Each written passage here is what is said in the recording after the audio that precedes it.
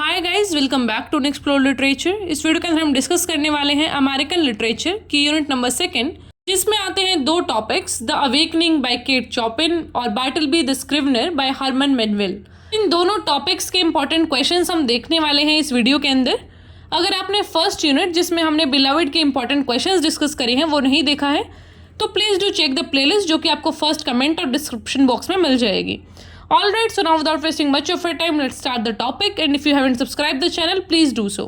So our first question is, throughout the novel, Edna embarks on a journey of self-discovery, seeking to define her own identity and desires separate from societal norms. Explain कि जो पूरी novel थी ना, उसके अंदर Edna थी जो हमारी मेन कैरेक्टर, उसका पूरा जर्नी दिखाया गया है कि कैसे उसने सेल्फ डिस्कवरी करा, अपनी आइडेंटिटी को कैसे डिफाइन करा और अपने डिज़ायर्स को भी उसने कैसे पेश करा पूरे सोसाइटल नॉर्म से हट के।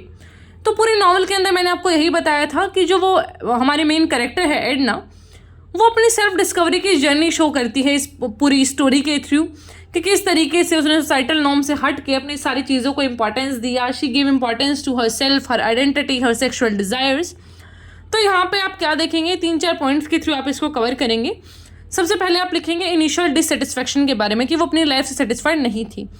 फिर उसके ऊपर इन्फ्लुएंस पड़ा मैडमोइज़ेल रेज का और एडल रेथनेगॉल का ना, उनके बारे में आप लिखेंगे, जो कि पियानो टीचर थी। फिर awakening of sensuality, emotional depth की कैसे फिर उसको रियलाइज़ हुआ अपनी इमोशनल डेप्थ के बारे में, सेंसुअलिटी के बारे में। फिर किस तरीके से उसने एस्पायर करा कि भाई अब मुझे इंडिपेंडेंस चाहिए, मुझे फ्रीडम चाहिए। फिर दिखाया गया है art as expression of self कि फिर वो पेंटिंग वेंटिंग करने लगी थी, जिसको दिखाया गया है कि एक तरीका है आर्ट फ्रीडम को अटेन करने का। Then the last is rejection of marital and maternal roles कि लास्ट में उसने रिजेक्ट कर दिया कि ना तो मैं अपने वैवाहिक जीवन वाले लाइक द मैरिटल लाइफ के जो रोल्स हैं उनको निभाऊंगी, ना ही maternal roles, the role of mother. मैं अपनी ज़िंदगी जीना चाहती हूँ, मेरी भी एक आइडेंटिटी है। फिर हमारा सेकंड क्वेश्चन है theme of female independence in Awakening by Kate Chopin कि जो फीमेल इंडिपेंडेंस है उसका थीम कैसे दिखाया गया है पूरी स्टोरी अवेकनिंग के अंदर। तो यहाँ पे हमने कुछ पॉइंट्स यहाँ पे मेंशन किए हैं। द फर्स्ट वन इज कि रिजेक्ट करना ट्रेडिशनल रोल्स को। जब जो एडन है वो सारे अपने एडना है जो अपने सारे उसको ट्रेडिशनल रोल्स हैं उनको रिजेक्ट कर देती है, सर्च करती है पर्सनल फुलफिलमेंट के लिए, जिन चीज़ों के लिए उनको अच्छा लगता है, जिस चीज़ को करना उसे पसंद है वो करना चाहती है। फिर फाइनेंशियल इंडिपेंडेंस, वो अपनी आर्ट एंड सारी चीज़ों पे ध्यान देती है, उनको बेच के पैसा कमाती है। इमोशनल और sexual freedom, resistance to patriarchal control, जो पितृसत्ता है उसके खिलाफ वो लड़ती है। आइसोलेशन एंड सॉलिट्यूड, फिर वो अकेला एक घर ले लेती है, रेंट कर लेती है। Then the last one is tragic realization and final act, जब उसको रियलाइज होता है कि she can not cope up with the things, तो एट द एंड वो डूब कर मर जाती है। तो इस तरीके से आपको दिखाना है कि फीमेल इंडिपेंडेंस कैसे दिखाई गई है पूरी नॉवल के अंदर। फिर हमारा नेक्स्ट क्वेश्चन है वो है बार्टलबी द स्क्रिवनर वाली स्टोरी से। इसका क्वेश्चन है कि analyse Bartleby as a symbol of existential alienation कि किस तरीके से जो हमारे मेन कैरेक्टर हैं बार्टलबी वो एग्जिस्टेंशियल एलिनेशन को दिखाते हैं।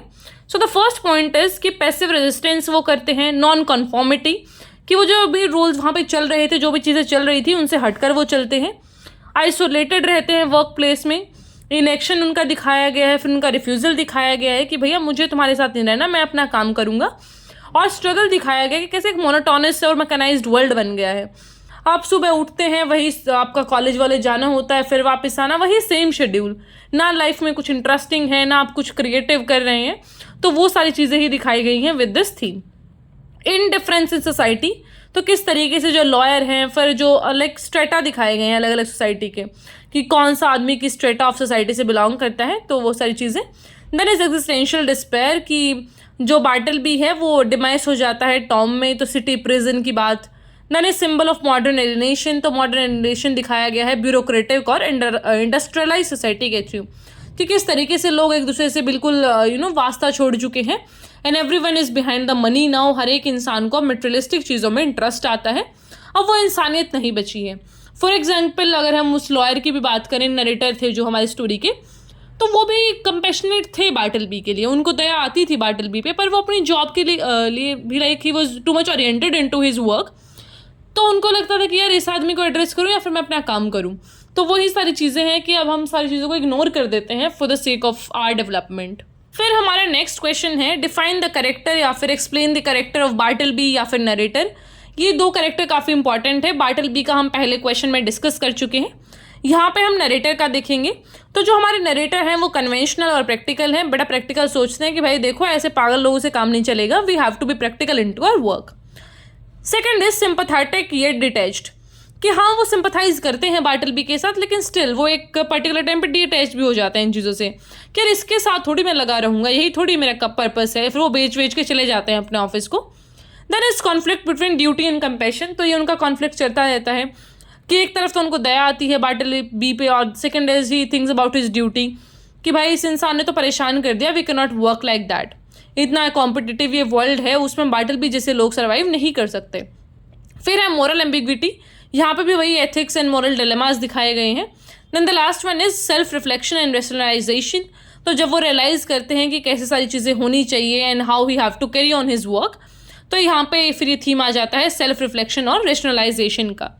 तो ये तो था नरेटर के बारे में। Now moving on to the last question, Bartleby is a story about dehumanising effect of capitalism explain, कि जो बार्टलबी द स्क्रिवेनर स्टोरी है वो कैपिटलिज्म के इल इफेक्ट्स को दिखाता है कि कैपिटलिज्म क्या कर सकती है, वो आपको एक्सप्लेन करना है। तो यहाँ पे आपको दिखाना है कि किस तरीके से मैकेनाइजेशन हुआ था, मोनोटनी ऑफ वर्क हो गया था बार्टलबी की ज़िंदगी में, वही काम वही कॉपी पेस्ट करना, वो सारी चीज़ें। There is isolation and alienation, कि इंसान अपने आप पे इतना फोकस हो जाता है कि वो दूसरे आदमी की केयर ही नहीं करता, सिर्फ अपने कॉम्पिटिटिव वर्ल्ड में वो जीना चाहता है। Third thing is indifference of the capitalist system, कि आप अपने से लोअर स्टेटा के लोगों को समझते ही नहीं, आप समझते हैं कि भाई हाँ मैं ही हायर पोस्ट पे हूँ तो मेरी ही चलेगी। इस टाइप की चीज़ें हैं जो कैपिटलिज्म की तरफ से बहुत बढ़ जाती हैं। देन इज बार्टलबी इज डाउनफॉल, तो जब बार्टलबी का डाउनफॉल हो गया था, उसको निकाल दिया गया था, वो सारी चीज़ें आएंगी यहाँ पे।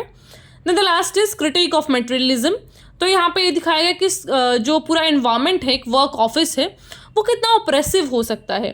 आप अपनी मीनिंगफुल लाइफ का जो फुलफिलमेंट है वो ही नहीं कर पा रहे हैं, सिर्फ काम आप पे थोपा जा रहा है, आप उस काम को कर रहे हैं, एक मशीन की तरह आप काम करें, वो इंसानियत नहीं बचा है, वो एक इन्वायरमेंट ही नहीं है। तो ये पूरा ट्रेजिक फेट फिर बताते हैं कि किस तरीके से बाद में जो बार्टलबी है उसका डाउनफॉल हो जाता है, वो अपनी लाइफ में क्या क्या सफ़र करता है because of this capitalism. All right, so this was all about the important question of this unit number 2। I hope आपको सब समझ आया होगा। कोई क्वेश्चन क्वेरी जो भी है उससे आप कमेंट में पूछ लेना, I will answer that. Unit 1 के इंपॉर्टेंट क्वेश्चंस ऑलरेडी अपलोड किए जा चुके हैं, एंड ऑल्सो इंपॉर्टेंट क्वेश्चंस इसलिए अपलोड किए जा रहे हैं क्योंकि मैंने जी के क्वेश्चन पेपर्स भी डिस्कस किए थे, कुछ उन्हीं में से ऐसे कैसे उठ के आया था। सो आई बिलीव कि आप थोड़ा बहुत अगर if you like have a faith on this channel और समथिंग व्हाटएवर, लाइक अपने रिवीजन के लिए ही तुम इसको देख सकते हो। मे भी कोई क्वेश्चन आ जाए ऐसा कैसा, तो थोड़ा सा देख लेना इन क्वेश्चंस को। All right, so I will meet in the next video. Till then take care, stay happy, stay healthy.